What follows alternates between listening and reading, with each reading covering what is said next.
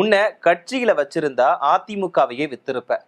உன்னையெல்லாம் எம்ஜிஆர் ஜெயலலிதா அவங்களோட ஆன்மா மன்னிக்கவே மன்னிக்காதுன்னு முன்னாள் முதலமைச்சர் பன்னீர்செல்வத்தை பத்தி அதிமுக பொதுச் செயலாளர் எடப்பாடி பழனிசாமி நிறைய விமர்சனங்களை முன் வச்சிருக்காரு, நிறைய தாக்கி பேசியிருக்காரு. எதுக்காக இந்த தாக்குதல், எதுக்காக இந்த தனி மனித தாக்குதல் அப்படிங்கிறத பத்தி இந்த பதிவுல பார்க்கலாம்.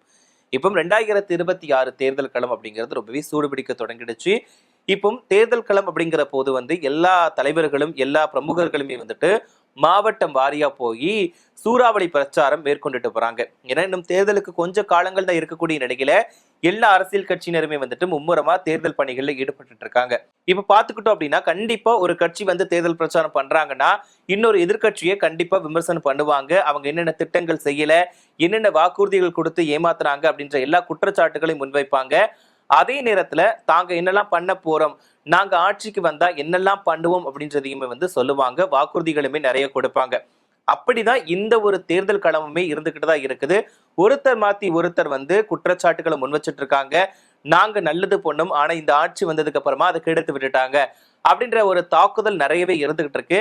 இப்போ தேர்தல் விதிமுறைகளை பொறுத்த வரைக்கும் தேர்தல் பிரச்சாரங்கள்ல தனி மனித தாக்குதல் இருக்கவே கூடாது. இது முக்கியமான ஒரு விஷயமா இருக்குது.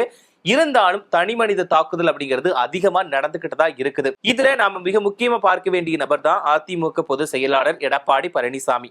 இவர் சூறாவளி பிரச்சாரம் தமிழகம் முழுவதுமே போயிட்டு இருக்காரு.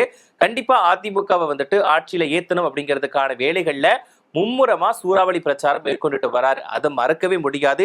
ஏன்னா இவருமே கொஞ்சம் கூட ஓய்வு எடுக்காம மக்களை சந்திச்சு வாக்குறுதிகளை கொடுத்துக்கிட்டு மற்ற கட்சியினரை குறை சொல்லிட்டு தான் வந்துட்டு இருக்காரு. இப்போ இவர் இது மட்டும் இல்லாம ஒவ்வொரு தனி மனிதனையுமே தாக்கி பேசுறாரு. அதாவது மற்ற அரசியல் கட்சி தலைவர்களை விமர்சனம் பண்ணி பேசும்போது அந்த நபர்களை தாக்கி பேசுற விதமா பேசுறாரு. அது மட்டும் இல்லாம ஒருமையில பேசுறாரு அப்படின்ற குற்றச்சாட்டு நிறையவே முன்வைக்கப்படுது. என்ன அப்படி பார்த்தோம்னா கொஞ்ச நாளைக்கு முன்னாடி முதலமைச்சர் மு.க. ஸ்டாலின் இருக்காரு, அவர் கலைஞர் கருணாநிதி கடைசி காலங்கள்ல வீட்டுல சிறையில வச்சிருந்தாரு அப்படின்ற ஒரு குற்றச்சாட்டை முன் வச்சிருந்தாரு. இது 2019 ஆண்டு லோக்சபா தேர்தல் அப்பவும் இதே குற்றச்சாட்டை தான் எடப்பாடி பழனிசாமி அவர்கள் முன் வச்சாங்க. இதுக்கு இப்ப முதலமைச்சர் மு.க. ஸ்டாலினா இருக்கட்டும், அப்புறம் உதயநிதி ஸ்டாலினா இருக்கட்டும், இவங்க எல்லாருமே தக்க பதிலடி கொடுத்தாங்க. ஏன்னா இவரோட குற்றச்சாட்டுக்கு பதிலடி நிறையவே கொடுத்தாங்க. அவர் மட்டும் இல்லாம மற்ற அரசியல் கட்சியினருமே இதுக்கு எதிராக குரல் கொடுத்தாங்க. ஏன்னா ஒரு உண்மை என்னன்னு தெரியாம பேசவே கூடாது. கடைசி காலங்கள்ல கண்டிப்பா கருணாநிதியை அவ்வளவு பத்திரமா பாத்துக்கிட்டார் அப்படின்ற மாதிரி மதிமுக பொதுச் செயலாளர் வைகோ கூட அறிக்கை வெளியிட்டாரு. அதாவது எடப்பாடி பழனிசாமி என்ன பேசணும்னு தெரியாம பேசுறாரு, இப்பெல்லாம் பேசினா கண்டிப்பா எங்களால பதில் கொடுக்க முடியும் அப்படின்ற மாதிரி வைகோ அவர்களுமே அறிக்கை வெளியிட்டு இருந்தாரு. இப்படி முதலமைச்சர் அவர்களை மட்டும்தான் தாக்கி பேசுறாரு அப்படின்னு பார்த்தோம் அப்படின்னா அது மட்டும் இல்ல, துணை முதலமைச்சர் உதயநிதி ஸ்டாலின் அவர்களையுமே எடப்பாடி பழனிசாமி அவர்கள் குறை சொல்லி பேசியிருந்தார். அது என்னன்னா அவரை விமர்சனம் பண்ணக்கூடிய வகையில தனி மனித தாக்குதல் இருக்கக்கூடிய வகையில தான் பேசியிருந்தாரு. பால் டாயில் குடிச்சவன்லாம் பஞ்ச் டைலாக் பேசுறான் அப்படின்ற மாதிரி உதயநிதி ஸ்டாலின் அவர்களை பத்தி பேசியிருந்தாரு. இதுல இன்னொரு விஷயத்த சொல்லியிருந்தாரு, பால்டைல் குடிச்சிட்டு போயிருக்கணும், இருந்துட்டு நம்மள உயிரை வாங்குறாங்க அப்படின்ற மாதிரி பேசியிருந்தாரு. இதுக்குமே எல்லாருமே பதிலடி கொடுத்தாங்க. ஏன்னா இப்ப எடப்பாடி பழனிசாமி அவர்களுக்கு போகக்கூடிய பிரச்சார மேடைகள்ல பேசக்கூடிய வார்த்தைகள் எல்லாமே கண்டிப்பா அவங்களோட கட்சியினருக்கே கொஞ்சம் அதிருப்தியை கொடுக்கக்கூடிய வகையில இருக்குது அப்படின்னு சொல்லலாம். ஏன்னா ஒரு தனி மனித தாக்குதல் அப்படிங்கிறது இருக்கவே கூடாது. அது மட்டும் இல்லாம ஒருத்தர் பால்டைல குடிச்சு போயிருக்கலாம், இருந்துகிட்டு நம்ம உயிரை வாங்குறாங்க அப்படின்ற மாதிரிலாம் பேசுறது எந்த விதத்துல ஒரு ஏற்றுக்கொள்ள முடிகிறதா இருக்குது அப்படின்ற மாதிரி எல்லாருமே அதிருப்தியில இருக்காங்க. அது மட்டும் இல்லாம இன்னுமே உதயநிதி அவர்கள் மறுபடியும் பால்டைல் குடிச்சா போய் சேர வேண்டியதான் அப்படின்ற மாதிரிலாம் நிறைய விஷயங்களை பத்தி பேசியிருந்தாரு. சோ இதுக்கெல்லாம் அந்த கட்சியினர் அதாவது திமுகவினரை பதிலடி கொடுத்துக்கிட்டு தான் வந்துட்டு இருக்காங்க. இப்படி எதிர்கட்சியினரை பத்தி மட்டும்தான் எடப்பாடி பழனிசாமி ஐயா அவர்கள் பேசியிருக்காங்க அப்படின்னு பார்த்தோம்னா இல்ல, இவங்களை விட்டு வைக்காம அவங்களோட கட்சியில இருந்த அதிமுக முன்னாள் முதலமைச்சர் பன்னீர்செல்வம் அவர்களை குறை சொல்லி பேசியிருக்காரு, விமர்சனம் பண்ணி பேசியிருக்காரு. இதுல முக்கியமா ஓபிஎஸ் அவர்களை ஒருமையில பேசியிருக்காங்க. என்னன்னா அவன் இவன் அப்படின்ற மாதிரி பேசியிருக்காரு. இது கொஞ்சம் சங்கடமா இருக்குன்னு கூட சொல்லலாம். ஏன்னா இதுக்கு முன்னாடி எடப்பாடி பழனிசாமி அவர்கள் பன்னீர்செல்வம் அவர்களோட தொகுதியில போய் பேசும்போது இந்த மாதிரி பேசல. ஆனா சேலம் மாவட்டம் ஆத்தூர்ல இவர் பிரச்சாரம் பண்ணக்கூடிய நேரத்துலதான் இந்த மாதிரி பேசியிருக்காரு. ஏன்னா அவங்களோட தொகுதியில போயிட்டு இந்த மாதிரி பேசுறோம்னா கண்டிப்பா வாக்குகள் கிடைக்காது அப்படின்றதுனால ஒருவேளை எடப்பாடி பழனிசாமி அவர்கள் இப்படி பேசாம இருந்திருக்கலாம் அந்த தொகுதியில.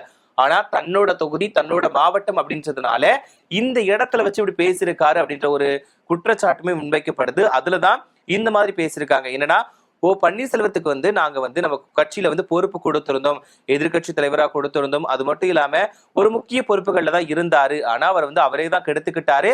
அது மட்டும் இல்லாம திமுக திமுகவோட பி டீமா தான் பன்னீர்செல்வம் இருந்திருக்காரு.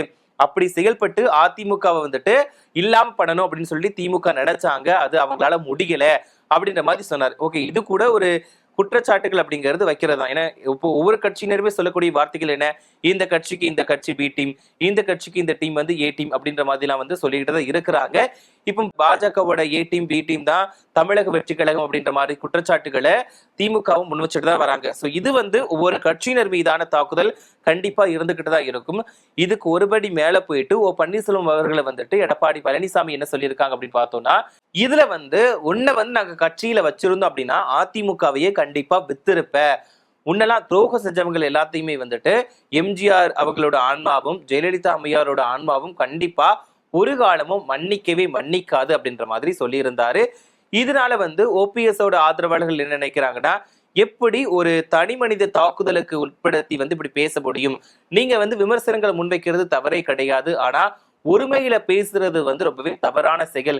இப்படி கீழ்த்தனமா ஒரு நபரை விமர்சிக்கும் போதோ, அதுவும் ஒரு அரசியல் தலைவரா இருந்துகிட்டு இந்த மாதிரி ஒருமையில பேசுவது அப்படின்றது ரொம்பவே தவறான செயல் அப்படின்ற மாதிரியுமே நிறைய பேர் சொல்லிட்டு இருக்காங்க. அது மட்டும் இல்லாம இதனால எடப்பாடி பழனிசாமி ஐயா அவர்களுக்கு கொஞ்சம் கம்மியான வாக்குகள் கிடைக்கிறதுக்கான வாய்ப்புகள் இருக்கு அப்படின்ற மாதிரியுமே நிறைய பேர் சொல்றாங்க.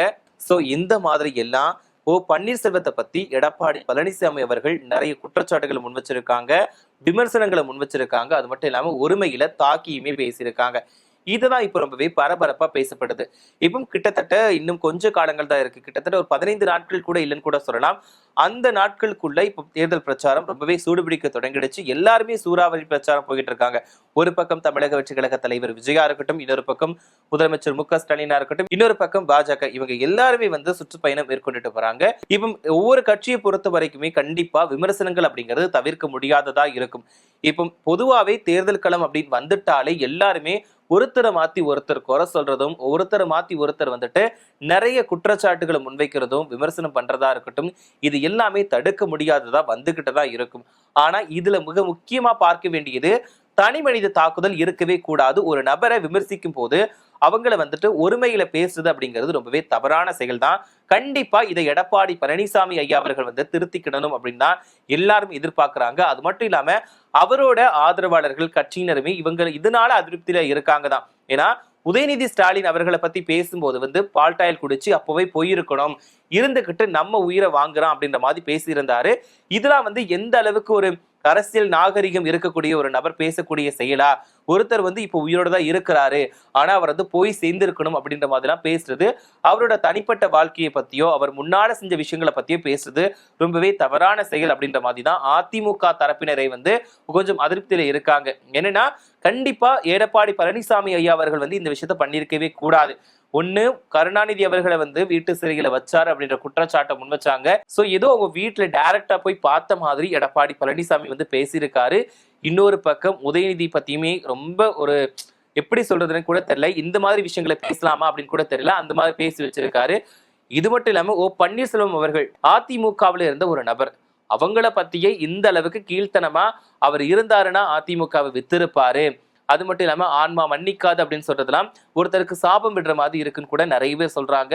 சோ இதுக்கு எல்லாருமே இப்போ ஒருத்தர் பேசினாங்கன்னா கண்டிப்பா அடுத்த இடத்துல பதிலடி கொடுத்துக்கிட்டு தான் இருக்கிறாங்க. யாருமே இப்போ ஒருத்தருக்கு ஒருத்தர் சலிச்சவங்க கிடையாதுதான். கண்டிப்பா இப்போ திமுகவுமே அதிமுகவை பத்தி நிறைய குற்றச்சாட்டுகளை முன் வச்சுக்கிட்டு தான் இருக்காங்க.